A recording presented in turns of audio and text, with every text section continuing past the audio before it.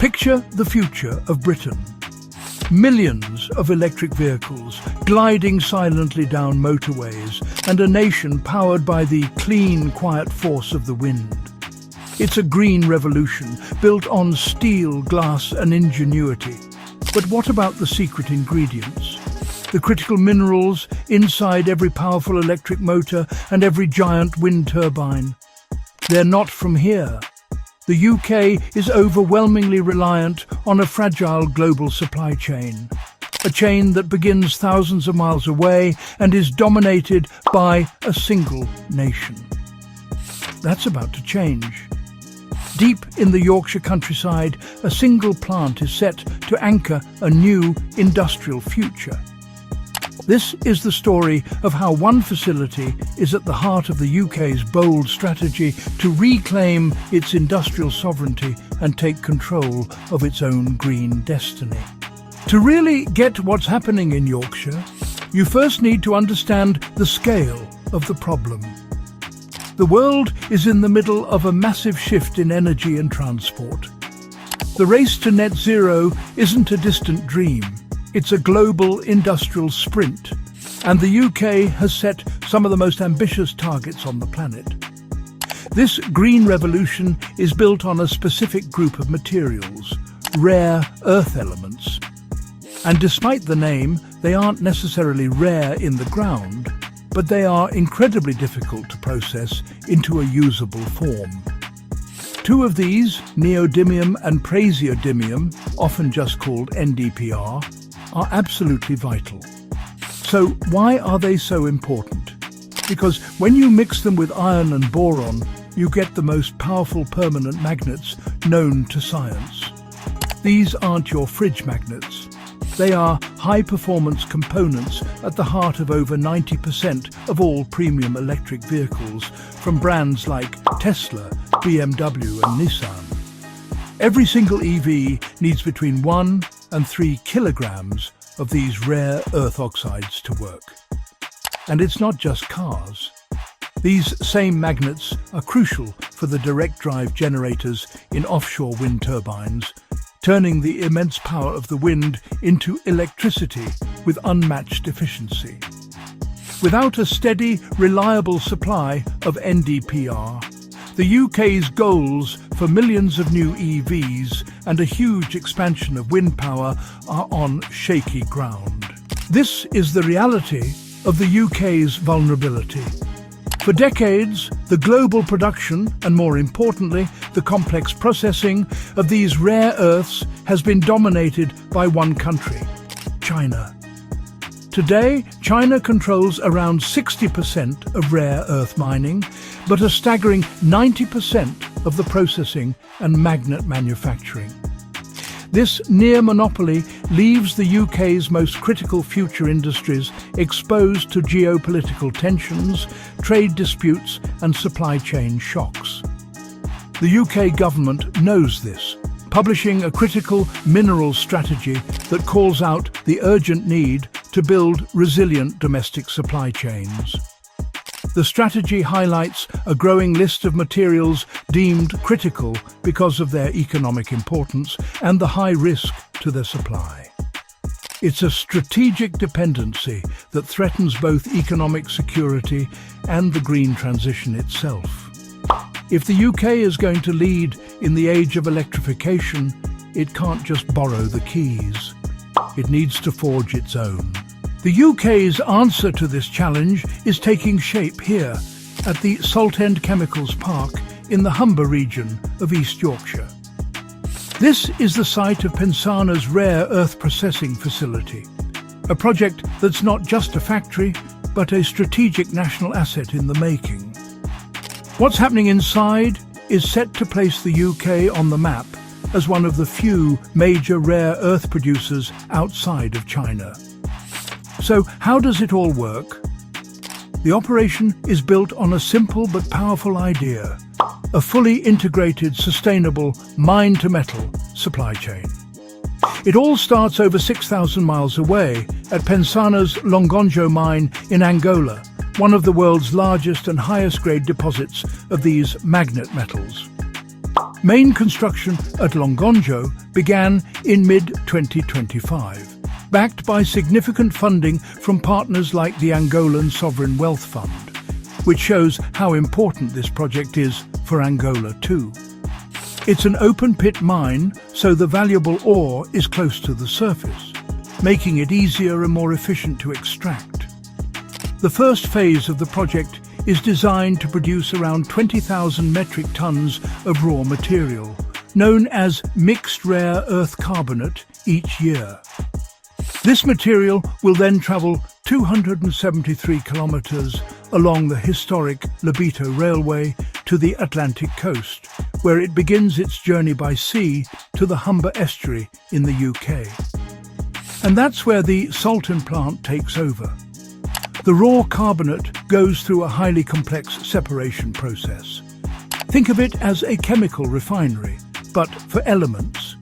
The different rare earths are meticulously separated, isolating the prized neodymium and praseodymium. The plant is designed to produce about 12,500 tons of separated rare earth oxides annually, including around 4,500 tons of that crucial NdPr. To put that in perspective, this one facility in Yorkshire is projected to supply around 5% of the entire world's demand for these magnet metals. But what really makes this project a template for 21st century industry is its commitment to sustainability.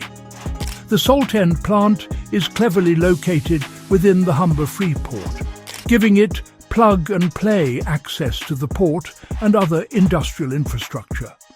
More importantly, it is designed to be one of the world's first rare earth processing plants powered by offshore wind energy, dramatically lowering the carbon footprint of the final product.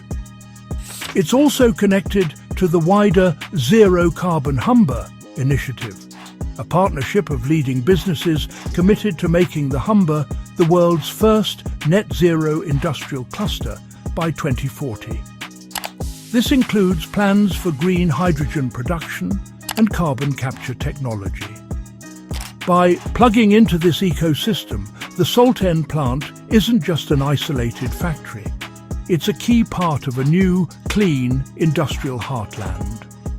The project has received significant backing from the UK government's Automotive Transformation Fund. A clear signal that this isn't just a commercial venture, but a cornerstone of national strategy. From a mine in Angola to a state-of-the-art refinery in Yorkshire, powered by the very wind farms it will help to build. This is a bold, audacious plan for a sustainable supply chain. And it's happening right now. The impact of the Saltend plant will be felt far beyond Yorkshire. It's about fundamentally reshaping a global supply chain and boosting the UK's industrial power. Let's talk numbers. Those 4,500 tons of NdPr oxides produced here each year are enough to help build the motors for millions of electric vehicles. With the global EV market hitting over 14 million units sold in 2023, having a secure, low-carbon source of magnets is a game-changing advantage for UK and European car manufacturers. It insulates them from price shocks and the geopolitical risks of a concentrated market. The project is already attracting major players. In a huge vote of confidence, Pensana has signed a memorandum of understanding with Toyota's trading arm, Toyota Tsusho, for the mine's entire initial yearly production. This agreement in principle helps secure a market for its product and cements its role as a key supplier to an automotive giant. Beyond cars, this Yorkshire refined material is essential for building the next generation of offshore wind farms. The powerful magnets are vital for the most efficient turbines being deployed in the North Sea and beyond. It's a virtuous cycle. Wind turbines providing the power to create the materials needed to build more wind turbines. This project is more than just another industrial development.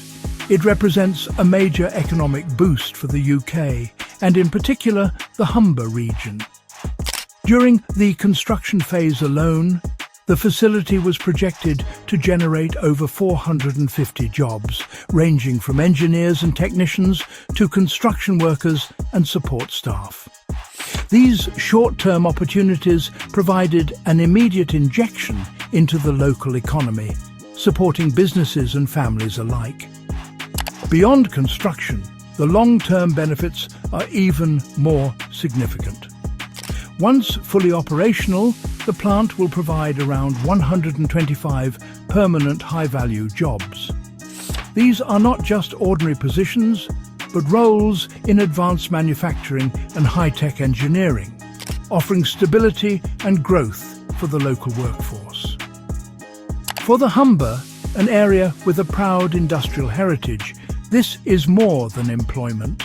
It is a chance to reclaim its reputation as one of the UK's foremost centres of innovation and production. The Humber itself is already recognised as the country's largest industrial hub, contributing an impressive $18 billion to the national economy every year. But its story is evolving. Traditionally associated with heavy industry, shipping and energy, the region is now positioning itself as a leader in the green economy. Projects such as this plant are essential for that transformation, breathing new life into the industrial heartland. They showcase how regions with established expertise in large-scale industry can adapt to modern challenges and play a central role in the fight against climate change.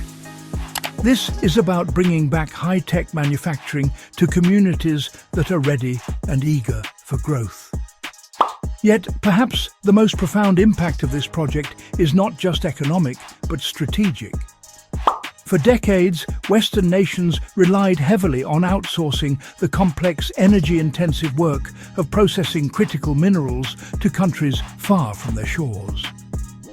This reliance created a fragile system where supply chains could be disrupted by political tensions, trade disputes, or global crises. The Saltend facility marks a dramatic reversal of that approach. By investing in its own processing capacity, the UK is sending a clear signal. It is prepared to rebuild domestic capabilities and reclaim control over the industries that will define the future. This is more than a plant. It is a declaration of independence in a world where resources and supply chains are increasingly contested. The government's critical minerals strategy, due to be updated later this year, reflects this changing reality. The UK is no longer content to merely identify the risks associated with supply chain vulnerabilities. It is actively constructing solutions. This involves strengthening domestic production facilities, forming strategic partnerships with resource-rich nations such as Angola, and coordinating with allies to create a more diverse and resilient global market. In doing so, the UK is ensuring that its industries, from automotive to renewable energy, are shielded from the risks of over-reliance on any single supplier. The urgency of these moves becomes clear when one considers the rapidly growing global demand for rare earth elements. These minerals are at the heart of the clean energy transition, powering technologies from wind turbines to electric vehicles. In 2024, the rare earth market was valued at around $4 billion. But forecasts suggest that by the early 2030s, this figure will more than double. As nations race to decarbonize their economies and embrace green technologies, the need for these critical materials will only intensify. By establishing itself as a key producer outside the current dominant supply chains, the UK is not only securing its own future supply, it is positioning itself as an influential player in a rapidly expanding multi-billion-dollar global market. This context underlines why the Saltend project is so important. From the quiet hum of an electric car on British streets to the massive blades of a wind turbine turning off the coast, the future of clean energy depends on these materials. Until now, the majority of those minerals had to travel halfway across the world before being refined and put to use. Now, with the state-of-the-art refinery in Yorkshire, the UK is reshaping that story. The journey of these rare earths, from mines in Angola to advanced processing facilities in the Humber, is emblematic of a new era in industrial strategy and international cooperation. The Pensana plant at Saltend is not a reactionary move to temporary supply issues. Instead, it is a bold, proactive step toward building a sustainable industrial base for the decades ahead. It exemplifies a vision of economic resilience paired with environmental responsibility. The UK is no longer content to simply use green technologies. It is taking responsibility for producing the critical components that make them possible. In doing so, the nation is weaving itself back into the fabric of global manufacturing, reclaiming its position as a leader in both innovation and engineering.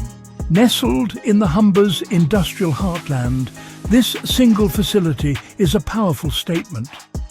It announces that the UK is ready to re-establish itself as a country of builders, manufacturers and engineers. It signals that the foundation of tomorrow's green economy is being laid not in far-off supply chains, but right here at home, molecule by molecule. It is a reminder that a greener future is not only possible, but can be built, powered and secured on British soil. The story of the UK's critical minerals surge is only beginning. Projects like Saltend are just the first chapter in a broader national effort to reshape industry, boost resilience and pave the way to a net zero future. Across the country, similar initiatives are being developed, each contributing to a stronger, more self-reliant economy. The transition ahead will be challenging, but it is also filled with opportunity. To see more deep dives into the technology and engineering shaping the world of tomorrow, make sure to subscribe and ring the notification bell. But now we'd like to hear from you. What do you believe is the biggest challenge facing the UK's green transition? Share your thoughts in the comments below, because the future of energy and industry is not just a story for policymakers and engineers, but one that involves us all.